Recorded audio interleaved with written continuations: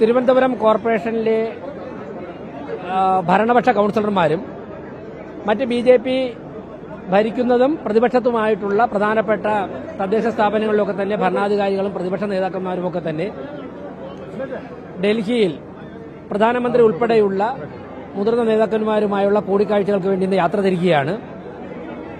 പ്രധാനമന്ത്രിയുടെ ഓഫീസിൽ നിന്നുമുള്ള ക്ഷണപ്രകാരമാണ് പോകുന്നത്. അതോടൊപ്പം തന്നെ BJPയുടെ കേന്ദ്ര നേതൃത്വമാണ് ഈ യാത്ര കോർഡിനേറ്റ് ചെയ്യുന്നത്.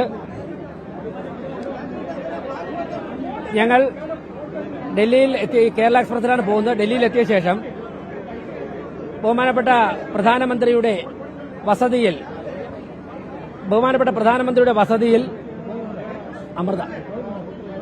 വസതിയിൽ 12-ാം തീയതി വൈകുന്നേരം ഒരുമിച്ച് ചേരുന്നുണ്ട്. അതോടൊപ്പം തന്നെ ബഹുമാനപ്പെട്ട കേന്ദ്രമന്ത്രി ജോർജ് കുര്യൻജിയുടെ വസതിയിൽ ഒരുമിച്ച് ചേരുന്നുണ്ട്.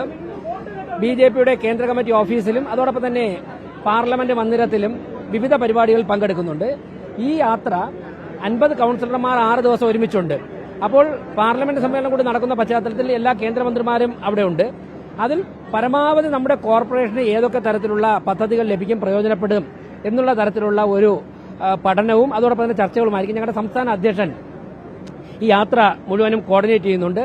അദ്ദേഹം, സംസ്ഥാന general secretary S Suresh G, ജില്ലാ പ്രസിഡന്റ് കരമന ജയൻചേട്ടൻ ഉൾപ്പെടെയുള്ളവർ ഡൽഹിയിൽ ഈ യാത്രയോടൊപ്പം ചേരും.